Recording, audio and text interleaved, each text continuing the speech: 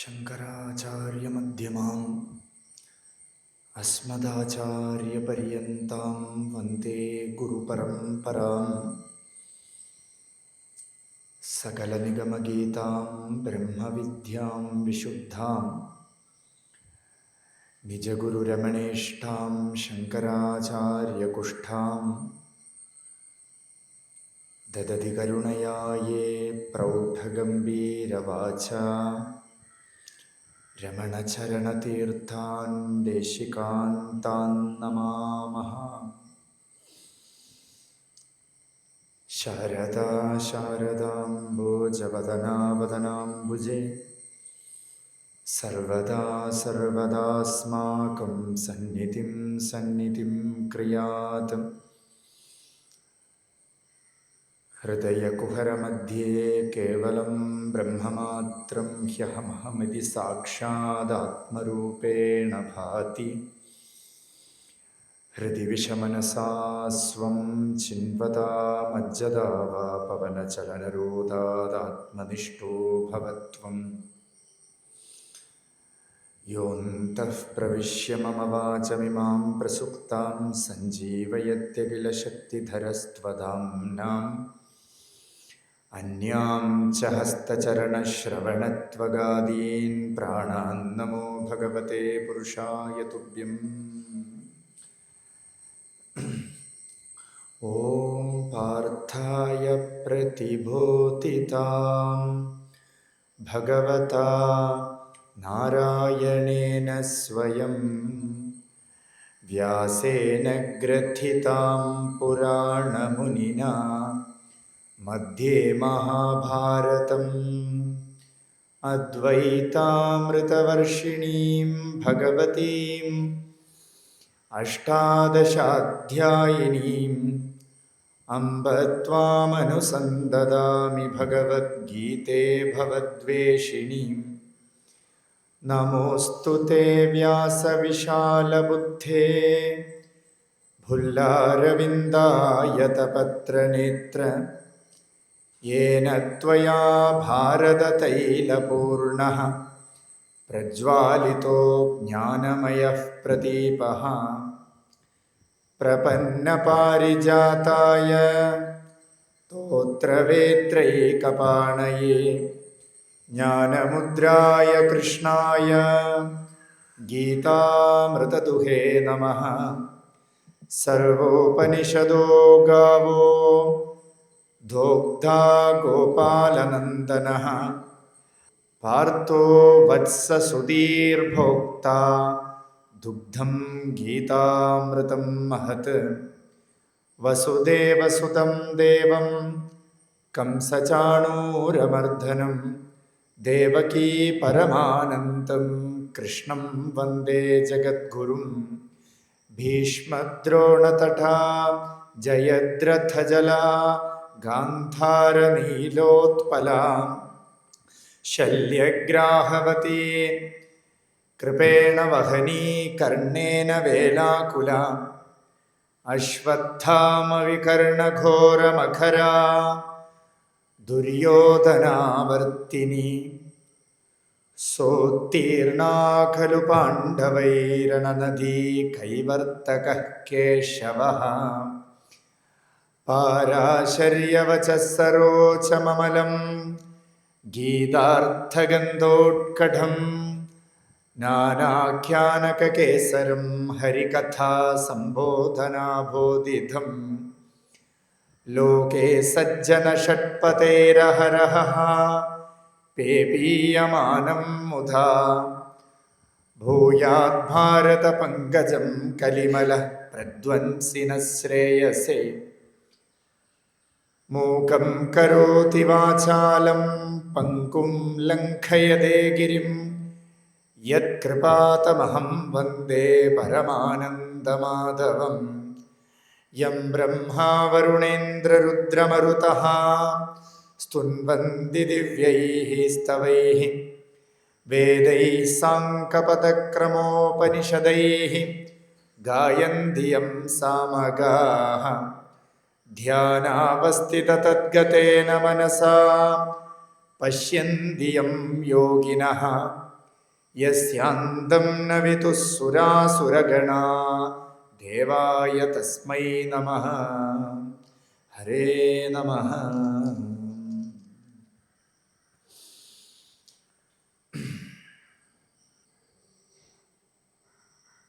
വേദാന്തസാരത്തെ ഭഗവാൻ പക്വിയായ ഒരു ജീവന്, അർജുനന് ഉപദേശിക്കണം.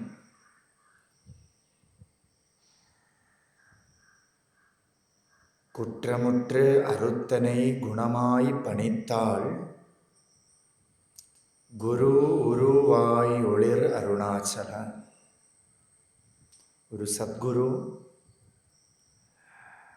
തൻ്റെ ശിഷ്യൻ്റെ കുറ്റങ്ങളും കുറവുകളും ഒക്കെ പടിപടിയായിട്ട് ഇല്ലാതാക്കി തന്നെ ഗുരുവായി തന്നെ മാറ്റണം.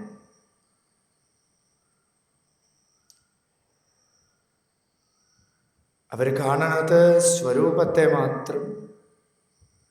സ്വരൂപദർശനത്തിന് പ്രതിബന്ധമായിരിക്കണ വസ്തുക്കളെയെല്ലാം പതുക്കെ പതുക്കെ ഇല്ലായ്മ ചെയ്യണം. ഗീതയിൽ ഭഗവാൻ സ്വരൂപലക്ഷണത്തെ അർജുനന് കൊടുക്കും. അർജുനൻ ഇവിടെ ധാരാളം ദുഃഖം തലയിലേറ്റി വെച്ചുകൊണ്ടിരിക്കുകയാണ്. എല്ലാവരും ചോദിക്കും, ആരാ ഈ വേദാന്തത്തിന്, ഈ പരമമായ വിദ്യയ്ക്ക് അധികാരി എന്ന് പൊതുവെ എല്ലാവർക്കും ഒരു ഡൗട്ടുണ്ട്. ആർക്കാണോ വിശപ്പ് വരണത് അവനാണ് ഭക്ഷണം കഴിക്കാൻ അധികാരി. ആർക്കാണോ താങ്ങാനാവാത്തതായിട്ടുള്ള ദുഃഖം വരണോ അവനാണ് സുഖത്തിന് അധികാരി.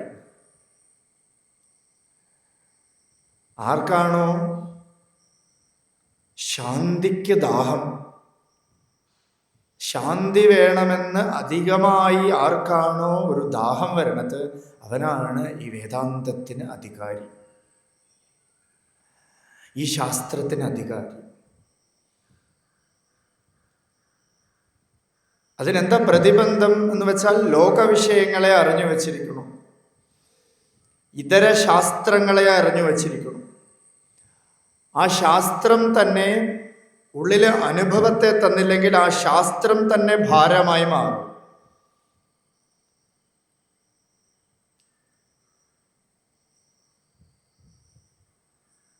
ഇവിടെ ആ ഭാരത്തെ പതുക്കെ പതുക്കെ ഭഗവാൻ ലിഫ്റ്റ് ചെയ്ത് ഇറക്കി വെച്ചുകൊണ്ടേയിരിക്കുകയാണ്.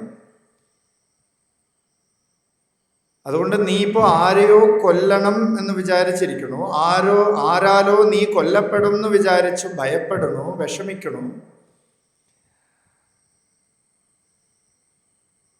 സത്യമറിയാത്തത് കൊണ്ടാണ് നിന്റെ ഈ വിഷമം. സത്യത്തില് ആരെയും കൊല്ലണമില്ല, ആരാലും കൊല്ലപ്പെടണമില്ല. നീ ആരെയാണോ കൊല്ലാൻ പോകുന്നു എന്ന് വിചാരിക്കണത് അവരാരും ഇല്ലാതാവണ പൊരുളല്ല. ശരീരം ഇല്ലാതാവും, ശരീരം ഞാനല്ല, ശരീരം അവർക്കുമില്ല. മനസ്സിനെ പോലും ഇല്ലാതാക്കാൻ പറ്റില്ല. അല്ലെ, ശരീരത്തിൽ നിന്ന് ഒരു പടി ഉള്ളിലേക്ക് പോയി സൂക്ഷ്മ ശരീരമായിട്ടുള്ള മനസ്സിനെ കൂടെ ഇല്ലാതാക്കാൻ ആർക്കും സാധ്യമല്ല. ഇവിടെ ഭഗവാൻ പറയണു, നൈനം ചിന്തന്തി ശസ്ത്രാണി നൈനം ദഹതി പാവകഃ ന ചൈനം ക്ലേദയന്ത്യാപോ ന ശോഷയതി മാരുതഃ ന ഏനം ചിന്തന്തി ശസ്ത്രാണി. ഏതൊരു ആത്മാവിനെയാണോ ഇവിടെ പറയണത്, ഏതൊരു സ്വരൂപ ലക്ഷണത്തെയാണോ ഭഗവാൻ പറയണത്, ആ സ്വരൂപത്തെ ഒരസ്ത്രങ്ങളും കൊണ്ടും ഛേദിക്കാൻ പറ്റില്ല, ഖണ്ഡിക്കാൻ പറ്റില്ല. എന്താന്ന് വെച്ചാൽ ആത്മാവോ അഖണ്ഡ സ്വരൂപമാണ്, എങ്ങും നിറഞ്ഞു നിൽക്കുന്ന പൊരുളാണ്, പൂർണ്ണമാണ് ആത്മാവിൻ്റെ സ്വരൂപം. പൂർണ്ണമതഃ പൂർണ്ണമിദം പൂർണ്ണാത് പൂർണ്ണമുദച്യത്തെ പൂർണ്ണസ്യ പൂർണ്ണമാതായ പൂർണ്ണം ഏവ അവശിഷ്യത്തെ. ഒരു മണ്ണര അതിനെ മുറിച്ചാൽ ഈ മണ്ണിര രണ്ടായിട്ട് പോകും. കാരണം മുറിച്ചാലും പൂർണ്ണം, ഉള്ള പൊരുൾ ഒന്നേ ഉള്ളൂ. അതിനെ ഒരു ശസ്ത്രങ്ങൾ കൊണ്ടോ അസ്ത്രങ്ങൾ കൊണ്ടോ ഇല്ലാതാക്കാൻ പറ്റില്ല, ആയുധങ്ങൾ കൊണ്ട് ഇല്ലാതാക്കാൻ പറ്റില്ല, ഒരായുധം കൊണ്ടും കീറി മുറിക്കാൻ പറ്റില്ല, ഖണ്ഡിപ്പിക്കാൻ പറ്റില്ല, ഡിവൈഡ് ചെയ്യാൻ പറ്റില്ല. അഖണ്ഡിതമാണ്, അഖണ്ഡമാണ്.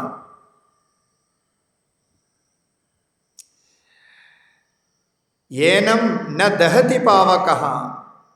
ഈ ആത്മാവിനെയോ ഒരഗ്നിയിലും ദഹിപ്പിക്കാൻ പറ്റില്ല. ശരീരത്തെ കൊണ്ട് ദഹിപ്പിക്കാൻ പറ്റും, ആത്മാവിനെ ദഹിപ്പിക്കാനേ സാധ്യമല്ല. എന്ന് വെച്ചാൽ പഞ്ചഭൂതങ്ങൾ കൊണ്ടൊന്നും ആത്മാവിനെ സ്പർശിക്കാൻ പറ്റില്ല, പഞ്ച ഇന്ദ്രിയങ്ങൾ കൊണ്ടോ മനസ്സുകൊണ്ടോ ആത്മാവിനെ സ്പർശിക്കാനേ സാധ്യമല്ല. കേനോപനിഷത്തില് ഉപാസനയ്ക്ക് വേണ്ടിയിട്ട് ഒരു അനക്ഡോട്ട് ഉണ്ട്.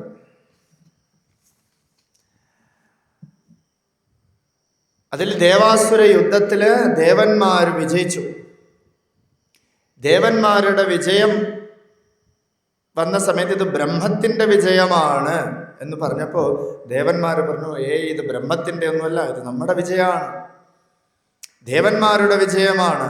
ബ്രഹ്മാ ഹി ദേവേഭ്യോ വിജിഘ്യേ തസ്യഃ ബ്രഹ്മണോ വിജയേ ദേവ അമഹീയന്ത തയേക്ഷാന്തസ്മാകം ഏവായം വിജയോ അസ്മാകമേവായം മഹീമേതി. ഇത് നമ്മുടെ വിജയമാണ്, ഇതൊന്നും ബ്രഹ്മത്തിന്റെ വിജയമൊന്നും അല്ല എന്ന് ദേവന്മാർ അഹങ്കരിച്ചു. ആ സമയത്ത് ഇതുവരയ്ക്കും കണ്ടിട്ടില്ലാത്തതായിട്ടുള്ളൊരു പ്രകാശമാനമായിട്ടൊരു യക്ഷം, യക്ഷം എന്ന് വെച്ചാൽ പ്രകാശമാനമായതെന്നർത്ഥം, ഒരു ഇടിമിന്നൽ പോലെ വിത്തിൻ സെക്കൻഡ് മറഞ്ഞു പോണത് പോലെ ഇതുവരെ കണ്ടിട്ടില്ലാത്തതായിട്ടൊരു പ്രകാശമാനമായിട്ടുള്ള ഒരു ദൃശ്യം ദേവന്മാർ കണ്ടു. അപ്പൊ ഇവർക്കിത് ആശ്ചര്യം, ഇതുവരെ കണ്ടിട്ടില്ല, ഇങ്ങനൊരു അനുഭവം ഇതുവരെ വന്നിട്ടില്ല. എന്താ ഈ അനുഭവം?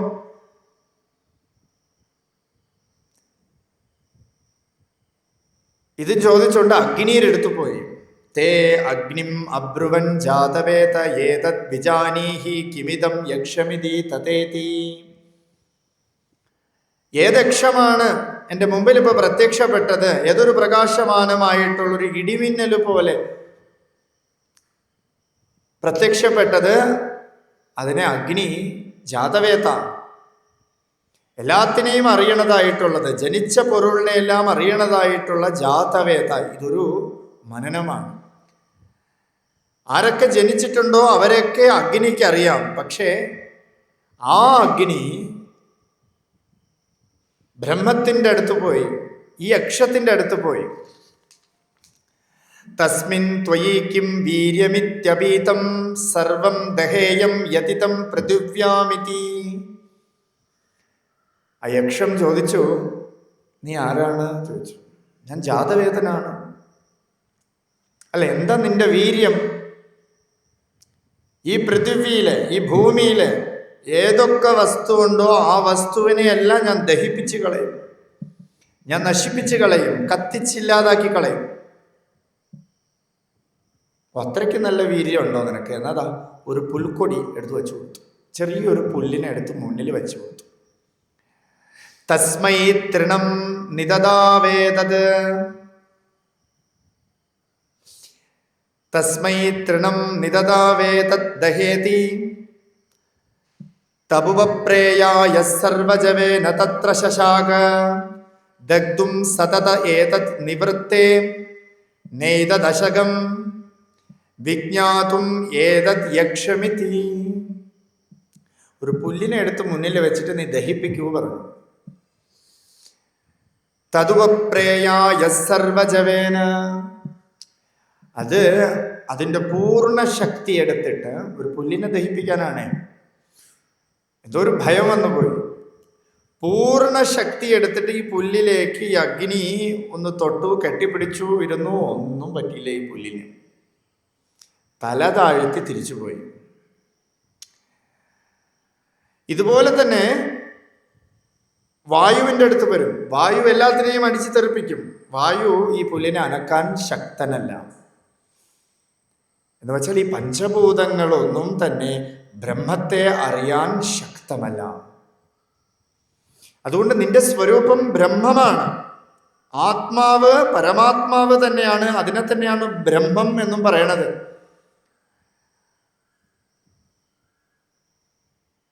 ആ ബ്രഹ്മത്തെ ഇല്ലാതാക്കാൻ ഒരു ശസ്ത്രത്തിനും സാധ്യമല്ല, ഒരു ആയുധങ്ങൾക്കും സാധ്യമല്ല, ഒരു അഗ്നിക്കും സാധ്യമല്ല. നചൈനം ക്ലേദയന്ത്യാപോ,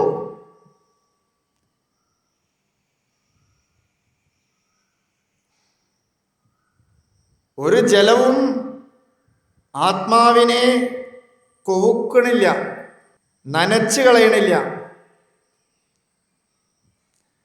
നമ്മൾ ഇപ്പം ഗംഗാകരയിലൊക്കെ പോയാൽ ശരീരത്തിനെ ഗംഗയിലേക്ക് എടുത്തിട്ട് ജീവസമാധി എന്ന് പറഞ്ഞൊക്കെ കാണാം നമുക്ക് പലയിടത്തും. ഈ ശരീരം ആ വെള്ളത്തിൽ ലയിച്ചു പോകണമെന്നല്ലാതെ ആത്മാവിനെ ആ ജലം സ്പർശിക്കണില്ല. ഇപ്പൊ കാറിലൊക്കെ നമ്മളിരുന്ന ഈ കാറിൻ്റെ ഫ്രണ്ടിൽ വൈപ്പർ ഒന്ന് ക്ലിക്ക് ചെയ്താൽ വെള്ളം വരും. ജസ്റ്റ് ഈ വെള്ളം വരുമ്പോൾ നമ്മളൊന്ന് ഭയന്നു പോകും. കാരണം ഈ വെള്ളം നമ്മളെ അഫക്റ്റ് ചെയ്യണില്ല, ഗ്ലാസ്സിൽ തട്ടുള്ളൂ. പക്ഷെ ഇത് എന്നെ അഫക്റ്റ് ചെയ്യണമെന്ന് വിചാരിക്കണോ നമ്മൾ. അതുപോലെയാണ് നിനക്ക് ഭയം. ഇതൊന്നും നിന്നെ തൊടാൻ ശക്തനല്ല. ന ശോഷയതി മാരുതാഹ, ഒരു കാറ്റും നിന്നെ ഉണക്കി വരട്ടാൻ തക്കതായിട്ട് ശക്തനല്ല. ഈ പഞ്ചഭൂതങ്ങളൊന്നും തന്നെ നിന്നെ സ്പർശിക്കാൻ ശക്തനല്ല എന്ന് പറഞ്ഞ് അർജുനൻ ഉപദേശം ചെയ്തപ്പോൾ അർജുനൻ പറഞ്ഞു, നമ്മളൊക്കെ പോലെ ഇരുന്നു, എന്താ ഒന്നും മനസ്സിലാവണില്ലല്ലോ, ഇതെന്താ ഇപ്പൊ പറയണത്, ഒന്നും മനസ്സിലാവണില്ലല്ലോ, എന്നെ കത്തിക്കണില്ല, കൊല്ലണില്ല, മുറിവേൽപ്പിക്കണില്ല, ഉണക്കണില്ല, നനയ്ക്കണില്ല എന്നൊക്കെ പറയണോ. അപ്പൊ എന്താ ഇത് മനസ്സിലാവണില്ല എന്ന് പറഞ്ഞപ്പോ ഭഗവാൻ ഒരു പടി കീഴേക്ക് ഇറങ്ങി വന്ന് ആത്മാവിന്റെ ലക്ഷണത്തിനെ ഉറപ്പിക്കണം. അഛേദ്യോയമദാഹ്യോയം അക്ലേദ്യോ ശോഷ്യയേവ ച നിത്യ സർവഗതസ്ഥാണു അചലോയം സനാതനഃ. അലക്സാണ്ടർ ദി ഗ്രേറ്റ് പല പല രാജ്യങ്ങളെ കീഴടക്കി അദ്ദേഹം. അങ്ങനെ അദ്ദേഹം ഇന്ത്യയിലേക്ക് വന്നു, ഭാരതത്തിലേക്ക് വന്നു. ഭാരതത്തിൽ ഗംഗാതീരത്ത് ഒരു സാധുവിനെ അദ്ദേഹം കണ്ടു. കീറിയ തുണി, നല്ല ശീതമായിട്ടിരിക്കണു, ഒന്നുമേ ബാധിക്കാതെ സൗഖ്യമായിട്ട് ഒരേ ഒരു വസ്ത്രത്തിൽ സൗഖ്യമായിട്ട് ഗംഗാതീരത്തിലിരിക്കുന്നു. അപ്പൊ ഇദ്ദേഹത്തിന് ഈ യോഗിയെ കണ്ടപ്പോ എന്തോ ഒരു ആശ്ചര്യം തോന്നി. ഇതെങ്ങനെ ഇരിക്കാൻ പറ്റണോ ഇങ്ങനെ ശാന്തമായിട്ട്? ഞാനോ എല്ലാം വെട്ടിപ്പിടിച്ചിട്ട് എനിക്ക് ശാന്തിയില്ല, ഇദ്ദേഹമോ ഒന്നുമേ ഇല്ല, ഉടുക്കാൻ ഒരു വസ്ത്രം കൂടെ ഇല്ല, ഇദ്ദേഹം ശാന്തമായിട്ടിരിക്കണം. അപ്പോൾ ഡയറക്റ്റ്ലി പോവാതെ മന്ത്രിയെ അറിയിച്ചു, അയാളെ പോയൊന്ന് കൂട്ടിക്കൊണ്ടുവരൂ, എനിക്ക് എൻ്റെ അമ്മ വരുമ്പോൾ പറഞ്ഞു വിട്ടിരുന്നു ഈ ഭാരതത്തിൽ ധാരാളം സാധുക്കളോ യോഗികളൊക്കെ ഉണ്ടാവും, അതിൽ ഒരാളെ കൂട്ടിക്കൊണ്ടു വരണം എന്ന് എൻ്റെ അമ്മ പറഞ്ഞിട്ടുണ്ട്. ഞാനൊരാളെ കണ്ടു, അദ്ദേഹത്തിനെ പോയി ഇങ്ങോട്ട് കൂട്ടിക്കൊണ്ടുവരൂ പറഞ്ഞു. അപ്പൊ ഈ മന്ത്രി പോയിട്ട് ആദ്യം വിളിച്ചു, രാജാവിനെ നിങ്ങളെ കാണണം, നിങ്ങളെ കൂട്ടിക്കൊണ്ടുവരാൻ പറഞ്ഞിരിക്കുന്നു. അപ്പോ ആ യോഗി പറഞ്ഞു, ഞാൻ എല്ലായിടത്തും നിറഞ്ഞിരിക്കുന്ന പൊരുളാണ്, സർവഗതഃ. എൻ്റെ ഉള്ളിലാണ് ഈ ലോകമേ ഇരിക്കണത്, ഞാൻ എവിടെയും പോണില്ല. കൊച്ചിന്നഗന്ത അനാഗന്ത വ്യാപ്തി വിശ്വമവസ്ഥിത. ഞാൻ ഈ വിശ്വം മുഴുവൻ വ്യാപിച്ചു കിടക്കുകയാണ്. ഞാൻ എവിടേക്ക് പോകണം, എവിടേക്ക് വരണം? സർവഗതഃ, അഖണ്ഡാകാരമാണ് എൻ്റെ സ്വരൂപം. ഇല്ല, എൻ്റെ രാജാവിനെ കാണണം, നിങ്ങളെ ഗ്രീസിലേക്ക് കൂട്ടിക്കൊണ്ടുപോകണം. അപ്പൊ പറഞ്ഞു, നിന്റെ രാജാവോ ഇവിടുന്ന് പോണില്ല, പിന്നെയാണോ എന്നെ കൂട്ടിക്കൊണ്ടു പോകാൻ പോണത്? തിരിച്ച് അദ്ദേഹം വാളെടുത്തിട്ട്, ഇപ്പൊ ഞാൻ വെട്ടും. അപ്പോ ആ യോഗി ഈ ശ്ലോകം അങ്ങോട്ട് പറഞ്ഞു, അച്ഛേദ്യോയമദാഹ്യോയം അക്ലേദ്യോ ശോഷ്യയേവച. എന്നെ ഒരു ആയുധം കൊണ്ടും മുറിവേൽപ്പിക്കാൻ പറ്റില്ല. ഈ ശരീരത്തിനെ നിനക്ക് മുറിവേൽപ്പിക്കാൻ പറ്റുള്ളൂ, ഞാൻ ഈ ശരീരമേ അല്ല. ഞാൻ അഖണ്ഡാകാരമായിട്ടുള്ള ആത്മസ്വരൂപമാണ്, ബ്രഹ്മമാണ്. നിത്യ സർവഗതസ്ഥാണുഹു, ഞാൻ നിത്യമാണ്, സത്യമാണ്. സത്യത്തിനെ ഒരു കാലത്തും ഇല്ലാതാക്കാൻ സാധ്യമല്ല. സത്യം ഉള്ള പൊരുളാണ്. എന്തുള്ളത് കൊണ്ടാണോ നീ ഇപ്പോൾ ഈ ആയുധം എൻ്റെ നേരെ ഓങ്ങിയത്, ആ പൊരുളാണ് ഞാൻ, ആ ചിത്താണ് ഞാൻ, ആ പ്യുവർ കോൺഷ്യസ്നെസ് ആണ് ഞാൻ, ആ ബോധമാണ് ഞാൻ. സർവഗതസ്ഥാണുഹു, ഞാൻ ചലിക്കാത്ത പൊരുളാണ്, ഒരിടത്തും എനിക്ക് ചലനമേ ഇല്ല, അച്ചലമാണ്, അരുണാചലം.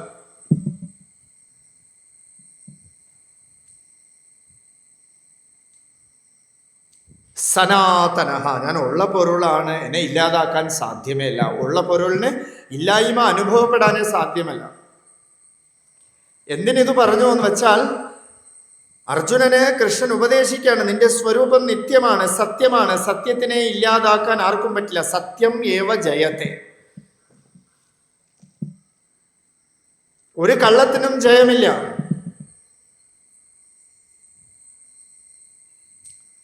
ഇപ്പൊ നീ കാണുന്നതോ വ്യാവഹാരികമായിട്ടുള്ള സത്യം. ആ വ്യാവഹാരികമായ തലത്തിൽ കൂടെയും നിന്റെ ധർമ്മത്തെ നീ അനുഷ്ഠിക്കുക. ഏതാണോ വാസനാപരപടലമായിട്ട് സംസ്കാരം, നിനക്ക് കുട്ടിനാളിലെ ജനിച്ച സംസ്കാരം നിനക്കുണ്ട്. ആ സംസ്കാരമാണ് നിന്നെ ബ്രാഹ്മണനാക്കണത്, ക്ഷത്രിയനാക്കണത്, ശൂദ്രനാക്കണത്, വൈശ്യനാക്കണത്. ആ സംസ്കാരം അനുസരിച്ച് ധർമ്മത്തിൽ ജീവിക്കലാണ് എല്ലാവർക്കും യോജിച്ചതായിട്ടുള്ള സ്വഭാവം, അല്ലെ?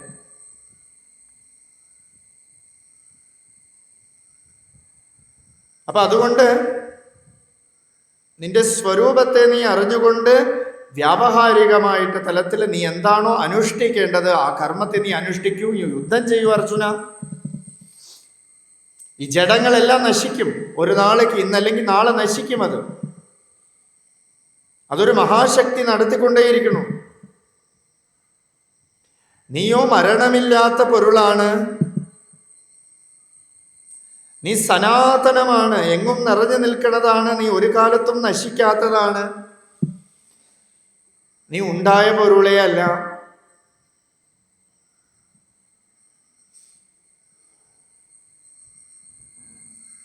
നീ നിത്യമാണ്, സത്യമാണ് എന്ന് ഭഗവാൻ ഉപദേശിച്ചു. അപ്പൊ അർജുനൻ പറഞ്ഞു, ശരി, നിത്യമാണ്, സത്യമാണ്, ഒക്കെ ശരി. പക്ഷെ എന്തുകൊണ്ട് അനുഭവത്തിൽ വരണില്ല? നമ്മൾ പലരും നോക്കും. നമ്മൾ പലരും ഈ ഒരു ചോദ്യമുണ്ട്. ഈ വേദാന്ത ശാസ്ത്രമൊക്കെ തലയിൽ നല്ലവണ്ണം പ്രകാശിച്ചു, ഇന്റലക്ച്വലി എല്ലാം പ്രകാശിച്ചു, പക്ഷെ അനുഭവം വരണില്ല. പക്ഷെ ഒരാള് ജമ്മു ആൻഡ് കാശ്മീരിൽ നല്ല തണുപ്പാണ്, നല്ല സുഖമാണ് എന്ന് പറയണമെന്ന് വെച്ചാൽ, ഇപ്പൊ കേട്ടുകൊണ്ടിരിക്കണം, നമുക്ക് സുഖമാണെന്ന് കേൾക്കുമ്പോൾ ഉള്ളിൽ ഒരു ശീതളതയൊക്കെ വരും. പക്ഷെ വാസ്തവത്തിൽ ജമ്മു ആൻഡ് കാശ്മീരിലെ അതേ തണുപ്പ് നിങ്ങൾക്ക് അനുഭവിക്കാൻ പറ്റുമോ? ഇല്ല. എങ്ങനെ അനുഭവിക്കാൻ പറ്റും? ആ ജമ്മു ആൻഡ് കാശ്മീരിൽ എപ്പോൾ പോണോ അപ്പോൾ അനുഭവിക്കാൻ പറ്റും. അതുകൊണ്ട് ഇന്റലക്ച്വലി ഈ വേദാന്ത ശാസ്ത്രത്തെ തലയിലെടുത്ത് വെച്ചുകൊണ്ട് കാര്യമില്ല.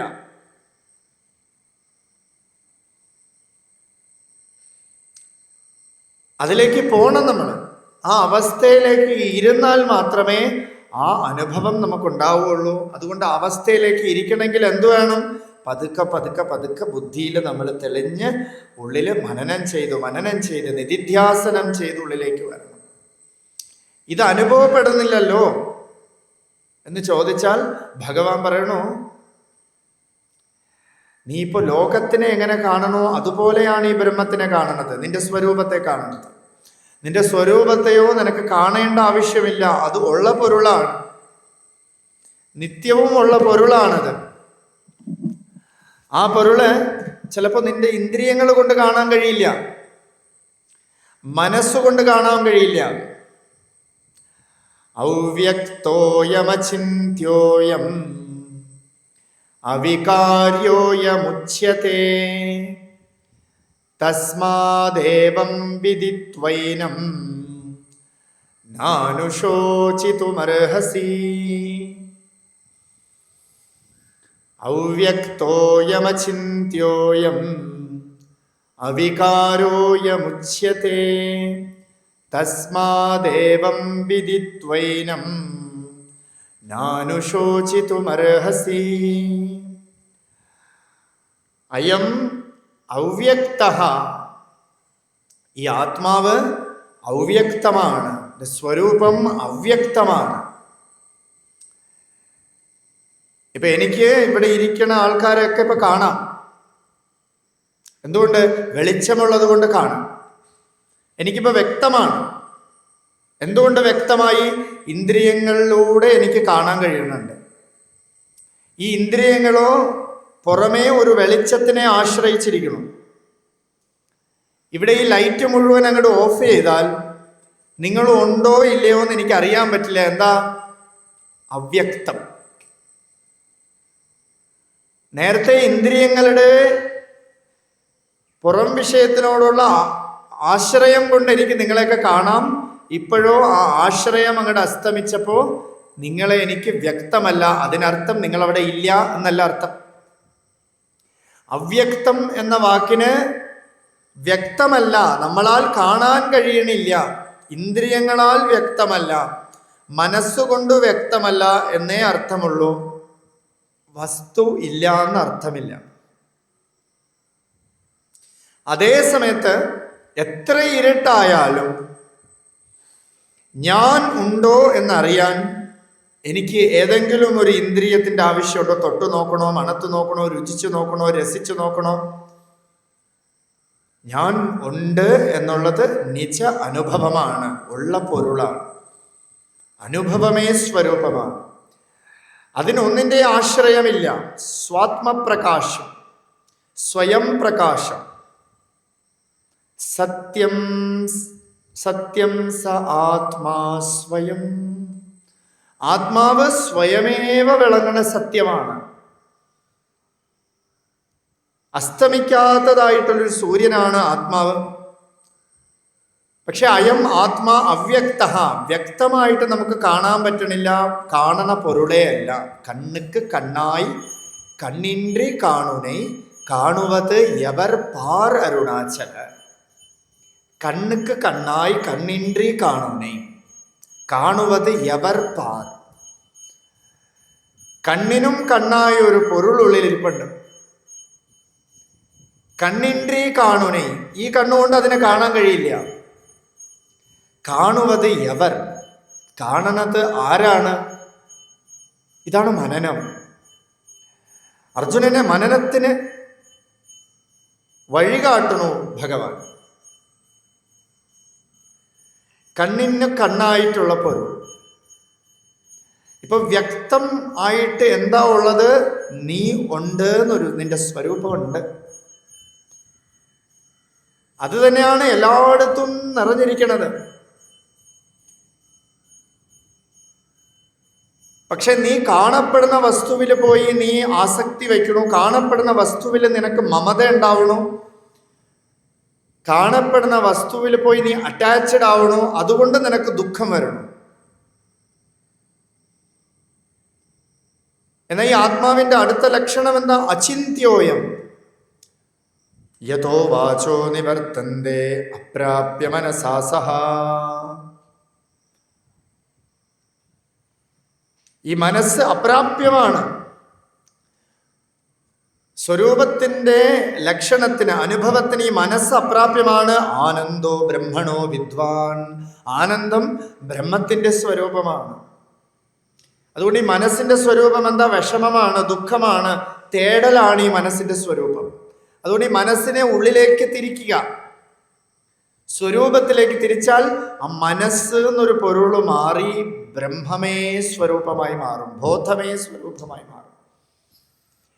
അചിന്ത്യോയം, ചിന്ത ചെയ്യാൻ പറ്റില്ല. ചിന്ത ചെയ്യണമെങ്കിൽ അവിടെ മനസ്സ് വേണം.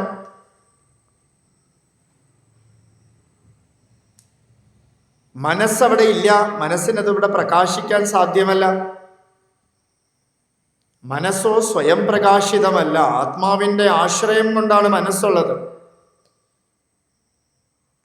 ഒരു ചൈതന്യത്തിന്റെ പിൻബലത്തോടുകൂടിയേ മനസ്സിന് പ്രകാശിക്കാൻ പറ്റുള്ളൂ. മനസ്സ് ജഡമാണ്. അചിന്ത്യോയം അവികാര്യോയമുച്യത്തെ. ഇതിന് രൂപഭേദമൊന്നുമേ ഇല്ല. ഇതിന് ഇന്ന രൂപമുണ്ട്. ഒരു ഒബ്ജക്ടിഫൈഡ് ആയിട്ട് നമുക്ക് ബ്രഹ്മത്തിനെയോ ആത്മലക്ഷണത്തിനെയോ കാണിച്ചു കൊടുക്കാൻ ലോകത്തില് ഉപമിക്കാൻ തക്കതായിട്ടുള്ള പൊരുളില്ല. അനുപമിതം. കാലദേശാവധിഭ്യാം സാന്ദ്രാനന്ദാവബോധാത്മകമനുപമിതം കാലദേശാവധിഭ്യാം നിർമുക്തം നിത്യമുക്തം നിഗമശതസഹസ്രേണ നിർഭാസ്യമാനം അസ്പഷ്ടം ദൃഷ്ടമാത്രേ പുനരുരുപുരുഷാർത്ഥാത്മകം ബ്രഹ്മതത്വം തത്താവത് ഭാതി സാക്ഷാത് ഗുരുപവനപുരേ ഹന്തഭാഗ്യം ജനാനാം.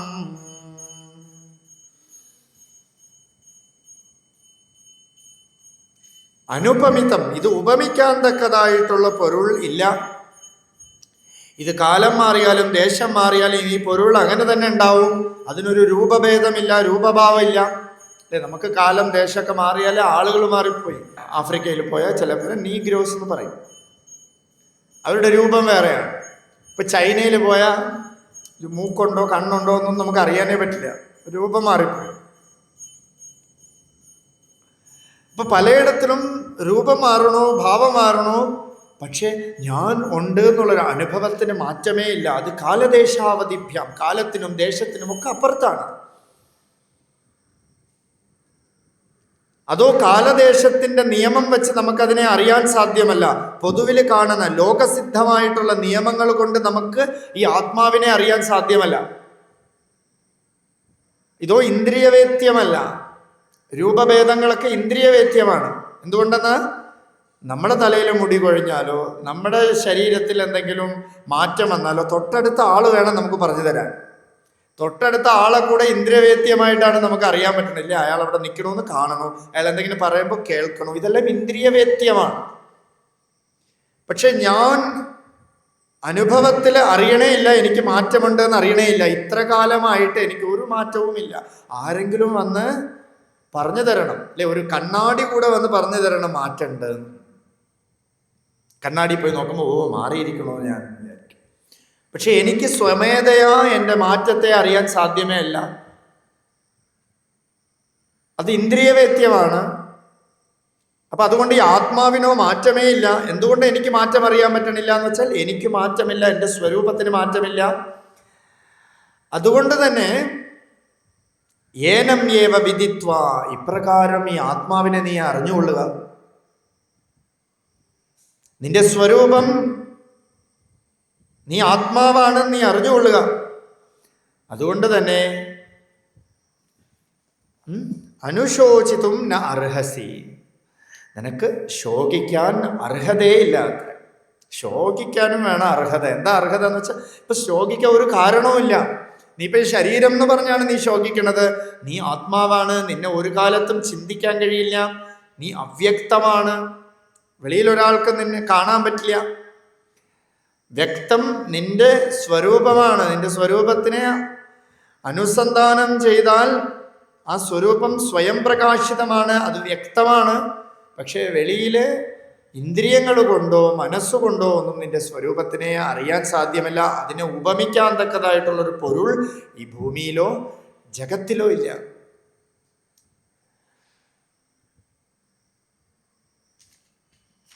അതുകൊണ്ട് നിനക്ക് ശോകിക്കാൻ അർഹതയില്ല.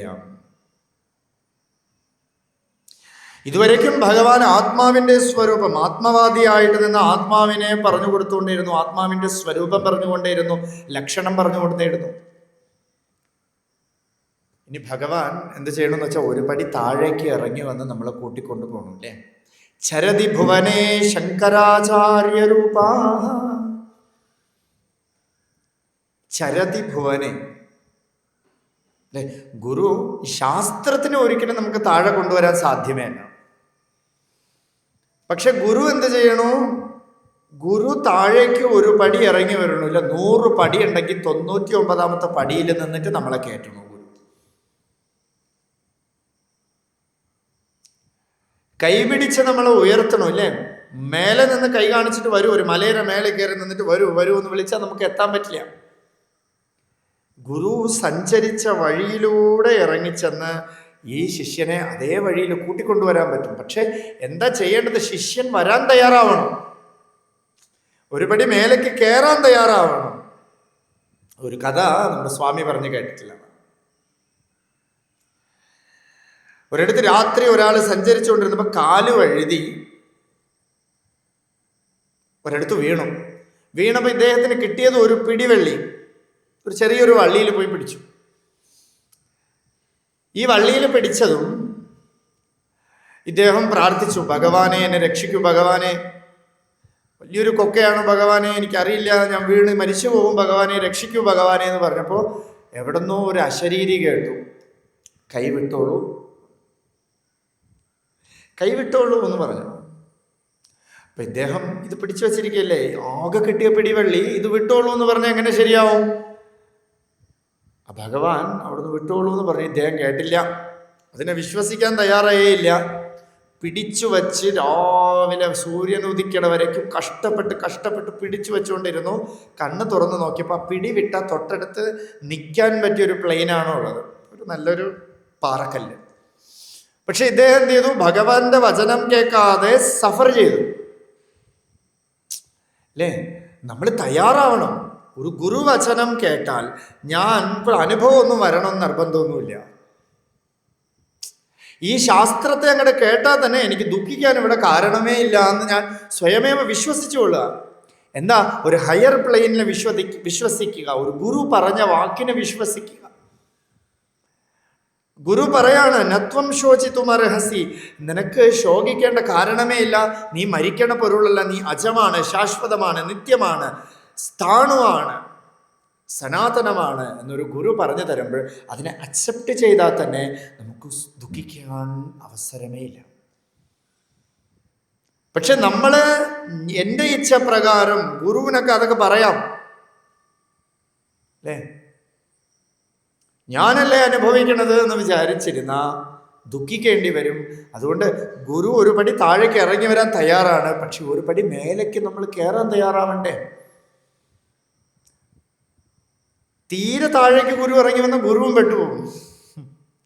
അത് സംസാരം എന്ന് പറയുന്നത്. അതുകൊണ്ട് ഒരു പടിക്ക് താഴേക്ക് ഗുരു ഇറങ്ങും, ഒരു പടിക്ക് മേലേക്ക് നമ്മൾ കൈ എത്തണം. അപ്പൊ അതുകൊണ്ട് ഗുരു എന്ത് ചെയ്യണു? ഈ ജഡത്തിന്റെ അനുഭവം പറയണു. ഈ ജഡത്തിന്റെ അനുഭവം നീ കേട്ടാലും നിനക്ക് ദുഃഖിക്കാൻ അർഹതയില്ല. അഥ ചൈനം നിത്യജാതം നിത്യം വാ മന്യസേ മൃതം തഥാപി ത്വം മഹാബാഹോ നൈവം ശോചിതുമർഹസി. അഥ ചൈനം നിത്യജാതം നിത്യം വാ മന്യസേ മൃതം തഥാപി ത്വം മഹാബാഹോ നൈവം ശോചിതുമർഹസി. അഥ ച ഇനിയും ഏനം ഈ ജീവന്, ഇപ്പോ ജഡാനുഭവത്തെയാണ് പറയുന്നത്. ഏനം ഈ ജീവനെ നിത്യം നിത്യജാതം നിത്യമൃതം വാ മന്യസേ, എന്നും ജനിച്ച് എന്നും മരിച്ചു പോണതായിട്ടും കരുതിക്കൊള്ളുക. ഒരു നാളേക്ക് ജനിച്ച് ഒരു നാളേക്ക് മരിക്കണതായിട്ടും കരുതിക്കൊള്ളുക. തഥാപി എന്നിരുന്നാലും മഹാബാഹോ അല്ലയോ വീരനായ അർജുന, ത്വം ഏവം ശോചിതം നാർഹസി, നീ ഇപ്രകാരം ശോകിക്കാൻ പാടേയില്ല. ഈ ശരീരം ഒരു നാളേക്ക് ജനിക്കും, ഒരു നാളേക്ക് മരിക്കും. ഇത് പ്രകൃതിയാണ്, പ്രകൃതിയുടെ നിയമമാണ്. ആരും സദാ ഉള്ളതായിട്ട് ഇരുന്നിട്ടേ ഇല്ല. ചിരഞ്ജീവി എന്നൊക്കെ പറഞ്ഞ കെട്ടുകഥയാണ്. കേട്ടിട്ടില്ല അല്ലേ? കേട്ടിട്ടുണ്ടെങ്കിൽ നമ്മൾ കാണണം. ഇപ്പൊ ചിരഞ്ജീവി എന്നൊക്കെ പറഞ്ഞല്ലോ, കാണാൻ പറ്റണില്ല. ആരാ ചിരഞ്ജീവി? ആത്മാവിനെ അറിഞ്ഞവരാണ് ചിരഞ്ജീവി. ജീവിച്ചുകൊണ്ടേയിരിക്കണം, മരണമേ ഇല്ല അവർക്ക്. ഇൻഫാക്ട് ജനനമേ ഇല്ല. ജനിച്ച പൊരുളേ അല്ല, ഉള്ള പൊരുളാണ്. അതുകൊണ്ട് തന്നെ ഈ ശരീരം മരിച്ചു പോകണു, ശരീരം ജനിക്കണു, ഇത് പ്രകൃതിയുടെ നിയമമാണ്. ഈ പ്രകൃതിയുടെ നിയമം നീ അറിഞ്ഞാൽ കൂടെയും, ഈ ശാസ്ത്രം അറിഞ്ഞാൽ കൂടെയും, നത്വം ശോചിതും അർഹസി, നിനക്ക് ശോകിക്കാൻ ഇവിടെ അർത്ഥമേ ഇല്ല. ത്വം ഏവം ശോചിതും ന അർഹസി, ശോകിക്കാനേ പാടില്ല നീ എന്ന് ജഡത്തിന്റെ ഫലത്തെ പറഞ്ഞു കൊടുക്കണു ഭഗവാൻ. ഇപ്പൊ ആത്മവാദിയായിട്ടിരുന്നു, കുറച്ച് ഒരു പടി താഴേക്ക് ഇറങ്ങി ജഡത്തിനെ കുറിച്ച് പറഞ്ഞു കൊടുക്കണു. ജഡത്തിന് രൂപഭേദം വരണു, നാശം വരണു, ക്ഷയിച്ചു പോണു, അനുഭവത്തിനോ ഒരു മാറ്റവുമില്ല. ഈ ജഡം, ഈ ബോധം ആകുന്ന പ്ലെയിനിൽ ഉദിച്ച് നിന്ന് അസ്തമിക്കണ ഒരു പ്രതിഭാസം മാത്രമാണ്. ഒരു സ്ക്രീനില് സിനിമ കാണുന്നത് പോലെ. ഈ സിനിമ സ്ക്രീനിൽ എത്ര ഓടിക്കൊണ്ടിരുന്നാലും സ്ക്രീനിനെ ബാധിക്കണേ ഇല്ല. ഒരാൾ ചോദിച്ചു, ഈ സ്ക്രീൻ എവിടെയാ മാഷേ ചോദിച്ചു. സിനിമ കണ്ടുകൊണ്ടിരുന്നപ്പോൾ ഒരാൾ ചോദിച്ചു, സ്ക്രീൻ എവിടെയാ ചോദിച്ചു. അപ്പൊ കണ്ടുകൊണ്ടിരുന്ന ആള് ആ സ്ക്രീനിനെ തൊട്ടിട്ട് പറഞ്ഞു, ഇതാണ് സ്ക്രീൻ എന്ന് വെച്ചു, കാണിച്ചു. അയാൾ തൊട്ട സമയത്ത് ഏതോ ഒരാൾ അതിൽ നിന്നു. ഇയാൾ വിചാരിച്ചു ഈ ആളാണ് സ്ക്രീൻ എന്ന് വിചാരിച്ചു. ഇതുപോലെയാണ് ഞാൻ ശരീരം എന്ന് വിചാരിച്ചു പോണു, ഞാൻ മനസ്സ് എന്ന് വിചാരിച്ചു പോണു. വാസ്തവത്തില് ഈ മനസ്സ്, ശരീരം എല്ലാം ആത്മാവില് ഭൂത്വ സ്ഥിത്വ പ്രലീനമേത ചിത്രം, ഒരു ചിത്രം പോലെ ഓടിക്കൊണ്ടിരിക്കുന്നു. ഭൂത്വ, ഈ ആത്മാവില് കാണപ്പെടുന്ന ഒരു അതിശയ ശക്തിയാണ് ഈ മനസ്സ്. ഈ മനസ്സിലൂടെയാണ് ഈ സങ്കല്പ വികല്പങ്ങളൊക്കെ വന്ന് അവിടെ അന്നമയമായ ശരീരം വരണത്, ആ ശരീരം നിൽക്കണത്, ആ ശരീരം അസ്തമിക്കണത്. ഈ മനസ്സ് നിൽക്കണത്, ഈ മനസ്സ് അസ്തമിക്കണത്. എല്ലാ പൊരുളും, ഈ ലോകം കൂടെയും ഉദിക്കണത്, നിൽക്കണത്, അസ്തമിക്കണത് ഈ ആത്മാവാകുന്ന ഒരു പ്ലെയിനിലാണ്. അതിനെ നീ അറിഞ്ഞാൽ കൂടെയും നത്വം ശോചിതും അർഹസി, നിനക്ക് ദുഃഖിക്കാൻ അർഹതയേ ഇല്ല. അടുത്തത് ജാതസ്യ ഹി ധ്രുവോ മൃത്യുഃ ധ്രുവം ജന്മ മൃതസ്യ ച തസ്മാത് അപരിഹാര്യേർത്ഥേ നത്വം ശോചിതുമർഹസി. ജാതസ്യ മൃത്യുഃ ധ്രുവം ഹി, ജനിച്ചവന് മരണം നിശ്ചയമാണ്. ജാതസ്യ മൃത്യുഃ, ധ്രുവം എന്ന് വെച്ചാൽ നിശ്ചയം എന്നർത്ഥം. ജനിച്ചവന് മരണം നിശ്ചയമാണ്. മൃതസ്യ ജന്മച ധ്രുവം, എന്നാ മരിച്ചവനോ ജനനം നിശ്ചയമാണ്. ആരൊക്കെ മരിക്കണോ അവരൊക്കെ ജനിക്കണം. ആരൊക്കെ ജനിക്കണോ അവരൊക്കെ മരിക്കണോ, അത് നിശ്ചയാണ്. തസ്മാത് അപരിഹാര്യേ അർത്ഥേ. അതുകൊണ്ട് പരിഹാരമില്ലാത്ത കാര്യത്തിലെ ത്വം ശോചിത്തും ന അർഹസി. ഈ പരിഹാരമില്ലാത്ത കാര്യത്തിനാണ് നീ ഇപ്പൊ ദുഃഖിച്ചുകൊണ്ടിരിക്കുന്നത് അല്ലേ. ജനിച്ച ആൾ ഒരു നാൾ മരിക്കും, മരിച്ച ആൾ ജനിക്കും. ഇത് പ്രകൃതിയുടെ നിയമമാണ്.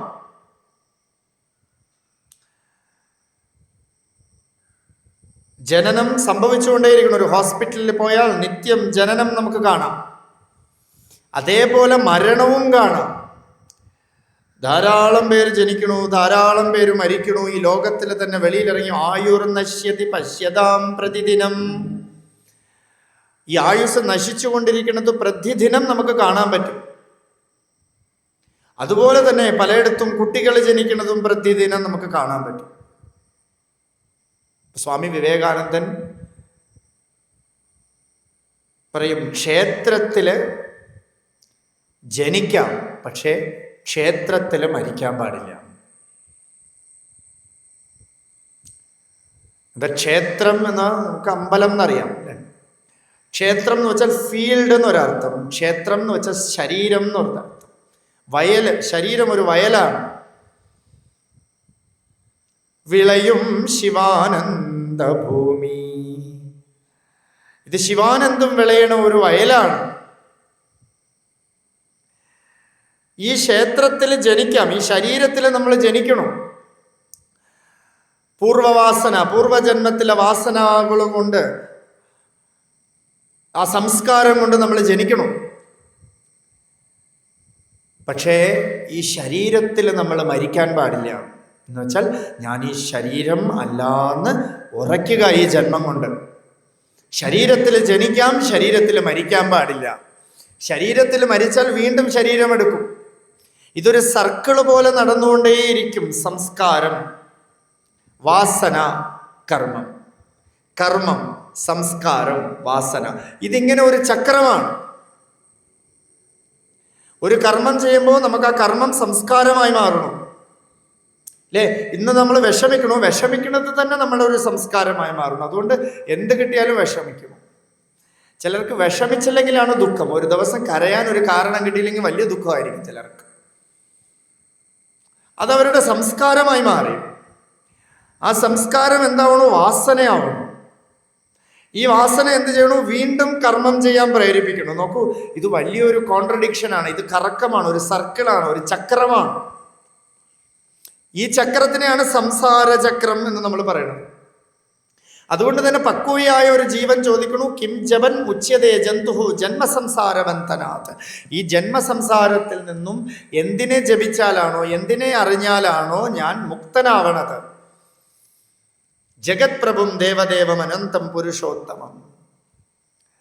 അതുകൊണ്ട് നീ ജഗത്തിന് പ്രഭുവായിരിക്കണത്, ഈ ജഗത്തിന് സാക്ഷിയായിരിക്കണം. യാ സംവിത് ഉജ്രംപത്തെ, ജഗത്തിന് സാക്ഷിയായിരിക്കണ ഒരു ആത്മാവിനെ നീ അറിഞ്ഞുകൊള്ളുക. അങ്ങനെ അറിഞ്ഞാൽ, വസ്തുവിനെ നീ അറിഞ്ഞാൽ അല്ലേ, രൂപഭേദങ്ങളൊക്കെ മാറും, വസ്തു മാറണില്ല. ഇത് സ്വർണം, സ്വർണത്തിന് മോതിരമാക്കണു, വളയാക്കണു, മാലയാക്കണു, ഇതിന് നാമങ്ങൾ മാറണു, രൂപങ്ങൾ മാറണു. പക്ഷേ വസ്തു മാറമേ ഇല്ല, മാറ്റമേ ഇല്ല വസ്തുവിന്. സ്വർണം തന്നെയാണ് വസ്തു. ഇപ്പൊ ജലത്തിൽ കുമിള കാണണു, ചുഴി കാണണു, അല കാണണു. വാസ്തവത്തില് അവിടെ ജലമേ ഉള്ളൂ, സ്വരൂപം ജലമാണ്. പക്ഷേ പലതരത്തിൽ നമ്മൾ കാണണു, പല പേരിട്ട് വിളിക്കണു. ഇതുപോലെ സത്യമറിയാത്തത് കൊണ്ടാണ്, അന്യമില്ലാത്ത പൊരുളിനെ അറിയാത്തത് കൊണ്ടാണ് നീ ഇപ്പൊ ദുഃഖിക്കുന്നത് അർജുന. അതുകൊണ്ട് ജനിച്ചവർക്കെല്ലാം മരണം ഉണ്ടാവും, മരിച്ചവർക്കെല്ലാം ജനനം ഉണ്ടാവും. നീ ജനിക്കണതോ മരിക്കണതോ ആയിട്ടുള്ള പൊരുളല്ല, നീ അച്ഛമാണ്, ഒരു കാലത്തും ജനിച്ചിട്ടില്ലാത്തതാണ്. അതുകൊണ്ട് തന്നെ നിനക്ക് മരണവുമില്ല.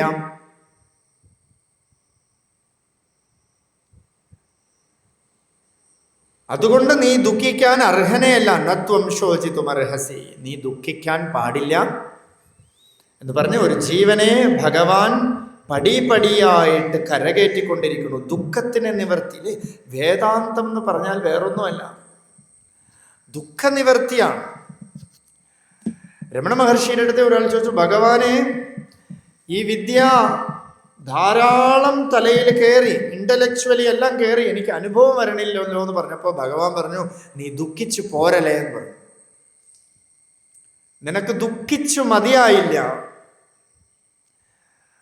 അപ്പൊ ഈ ദുഃഖത്തിന്റെ അറുതിയാണ് വേദാന്തത്തിന്റെ പ്രകാശം. വേദാന്തം ഒരു ശാസ്ത്രമല്ല, അത് അനുഭവമാണ്. അത് എൻ്റെ സ്വരൂപം തന്നെയാണ്. ആ സ്വരൂപത്തെ നീ അറിഞ്ഞുകൊള്ളുക. ആ അറിവേ നിന്നെ, സാ വിദ്യായാ വിമുക്തയെ, ആ അറിവ്, ആ വിദ്യ നിന്നെ മുക്തനാക്കും. വേറെ പല വിദ്യകളും അല്ലെ, അസ്ത്രശസ്ത്ര വിദ്യയുണ്ട്, ധനുർവിദ്യ, പലതരത്തിലുള്ള വിദ്യകളുണ്ട്. ആ വിദ്യകളൊന്നും നിന്നെ കരകയറ്റണില്ല. ഇപ്പോ എല്ലാ വിദ്യയും സവ്യസജിയാണ്. നീ 2 കൈ കൊണ്ട് അസ്ത്രം വിടാൻ തക്കതായിട്ടുള്ള ശക്തിയുള്ള അർജുന, ആ വിദ്യയൊന്നും നിനക്കിപ്പോ ഫലവത്തെ ആവണില്ല. ആ വിദ്യയൊന്നും നിനക്ക് വാസ്തവത്തിൽ ദുഃഖനിവർത്തി തരണില്ല. അപ്പൊ ദുഃഖനിവർത്തിക്കുള്ള മരുന്നാണ് ഈ വേദാന്തം. മലൈ മരുന്ന്. മഹർഷിയെ പറഞ്ഞു, ഈ മല ഉണ്ടല്ലോ, അരുണാചലം എന്ന മല, ഇത് മരുന്നാണ്. ഈ മരുന്നിനെ അങ്ങോട്ട് സ്വീകരിച്ചുകൊള്ളുക. ഈ മരുന്നിനെ കുടിക്കുക. മരുന്ന് ഫസ്റ്റ്ലി, മരുന്ന് എപ്പോഴും ടേസ്റ്റി ആയിരിക്കില്ല. കുട്ടികൾക്കൊക്കെ മരുന്ന് കൊടുക്കുമ്പോൾ ശ്രദ്ധിച്ചാൽ മതി, കൂടെ പഞ്ചസാരയും കൂടെ കൊടുക്കും. എന്തിനാന്ന് വെച്ചാൽ മരുന്ന് ഫസ്റ്റ്ലി അത് ടേസ്റ്റി ആയിരിക്കില്ല. അപ്പം അതുകൊണ്ട് ഭഗവത് നാമജപമോ ഒക്കെയോ ഒന്നും ടേസ്റ്റി ആയിരിക്കില്ല. ആദ്യമേ ബോറടിച്ച് പോകും, ഉറക്കം വന്നു പോകും. സത്സംഗമോ ആദ്യമേ ടേസ്റ്റി ആയിരിക്കില്ല, ബോറടിച്ച് പോകും, ഉറക്കം വരും. പക്ഷെ പതുക്കെ പതുക്കെ പതുക്കെ പതുക്കെ പതുക്കെ സത്തിനോടുള്ള സംഘം, വിചാരം, ശ്രവണം, കൃഷ്ണൻ ഇവിടെ പറഞ്ഞത് തന്നെയാണ് വീണ്ടും വീണ്ടും പറഞ്ഞുകൊണ്ടിരിക്കുന്നത്. വേദാന്ത ആചാര്യന്മാർക്ക് ഒരു ലജ്ജയുമില്ല, പറഞ്ഞതിനെ തന്നെ പറഞ്ഞുകൊണ്ടേയിരിക്കും. കാരണം എന്താ, എത്ര കാലം കൊണ്ട് പറഞ്ഞതിനെ പറയണോ, ആരെങ്കിലും അക്സെപ്റ്റ് ചെയ്തോ? ഭഗവാൻ രമണ മഹർഷി കുരങ്ങന്മാർക്ക് പോയി ഉപദേശിക്കും അത്ര. കുരങ്ങന്മാരുടെ അടുത്ത് പറയും, നീ ആത്മാവാണ്, നീ ഉടമ്പേ അല്ലേ എന്നൊക്കെ ഉപദേശം ചെയ്യും. കാവ്യകണ്ഠ ഗണപതി മുനിയും കുറച്ച് പേരൊക്കെ കേട്ടിട്ട് പറയും, ഭഗവാനെ ഇങ്ങനെ കുരങ്ങന്മാർക്ക് പോയി ഉപദേശിക്കണല്ലോ, അതിന് വല്ല മനസ്സിലാവുമായിട്ടാണോ? അപ്പൊ ഭഗവാൻ പറഞ്ഞു, ഞാൻ നിങ്ങൾക്കും ഉപദേശിക്കണുണ്ടല്ലോ, എത്ര പേർക്ക് മനസ്സിലായി? നിങ്ങൾക്കും ഉപദേശിക്കണോ, എത്ര പേർക്ക് മനസ്സിലായി?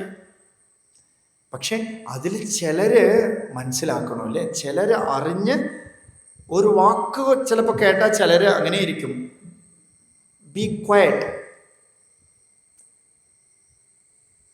2 പേര് ഷണ്ട കൂടണോ, അങ്ങോട്ടും ഇങ്ങോട്ടും. ഭഗവാൻ ഇവിടെ ഇരിക്കണോ, മഹർഷി തൊട്ടടുത്ത് ഒരു ജർമ്മൻകാരൻ ഇരിക്കണോ, അയാൾക്ക് ഈ ഭാഷയൊന്നും മനസ്സിലാവണേ ഇല്ല. അപ്പൊ ഇവര് തമ്മില് അടി കൂടിക്കൊണ്ടിരുന്നപ്പോഴ് മഹർഷി പറഞ്ഞു, ചുമ്മാ ഇരുപോയി, ചുമ്മാ ഇരിക്കാൻ പറഞ്ഞു. അപ്പൊ ഈ ജർമ്മൻകാരൻ തൊട്ടടുത്തിരിക്കുന്ന ആള് ചോദിച്ചു, വാട്ട് ഈസ് സേയിങ് ചോദിച്ചു. മഹർഷി പറയണത് ചോദിച്ചപ്പോ അടുത്തിരുന്ന ആള് പറഞ്ഞു, he said to keep quiet. അതോടെ അങ്ങനെ ഇരുന്നു അത്ര. പക്വയായ ജീവന് ഒരു വാക്ക് തന്നെ മതി. പക്ഷെ അർജുനൻ നമ്മളെയൊക്കെ ഒരു പ്രതിനിധിയാണ്. എന്താന്ന് വെച്ചാൽ തിരിച്ച് സംശയം ചോദിച്ചുകൊണ്ടേയിരിക്കും. എത്ര പറഞ്ഞാലും സംശയത്തിന് തീരെയില്ല, അറുതിയേയില്ല. എന്നിട്ട് പറഞ്ഞു കൊടുക്കണ ആളെടുത്ത് എന്നെ ചോദിക്കാണ്, സ്ഥിതപ്രജ്ഞസ്യ കാ ഭാഷ, സ്ഥിതപ്രജ്ഞൻ എങ്ങനെ ഇരിക്കുന്നു? കൃഷ്ണന്റെ അടുത്ത് തന്നെ പോയി ചോദിക്കുകയും ചെയ്യും, ജ്ഞാനികളൊക്കെ എങ്ങനെ ഇരിക്കും കൃഷ്ണ? കൃഷ്ണനെ വലിയൊരു ജ്ഞാനിയാണ്. എന്നിട്ട് ഒന്നും തൃപ്തനേ അല്ല. എന്താ, നമ്മളെ പോലെയാണ്, ആര് പറഞ്ഞു കൊടുത്താലും തൃപ്തനേ അല്ല. നമ്മളേതായിട്ടുള്ളൊരു ക്വസ്റ്റ്യൻ ഉള്ളിൽ വെച്ചിരിക്കും, നമ്മളേതായിട്ടുള്ളൊരു ആൻസർ ഉള്ളിൽ വെച്ചിരിക്കും. ഇത് പോയി ചോദിക്കണാണ് ഇവർക്ക് തൊഴില്. അപ്പൊ മഹർഷി പറഞ്ഞു, നിങ്ങൾക്കൊക്കെ മനസ്സിലാവണില്ലേ? അതുപോലെ ഈ കുരങ്ങന്മാരുടെ ഉള്ളിലും കുറച്ചു പേർക്കൊക്കെ മനസ്സിലാവും.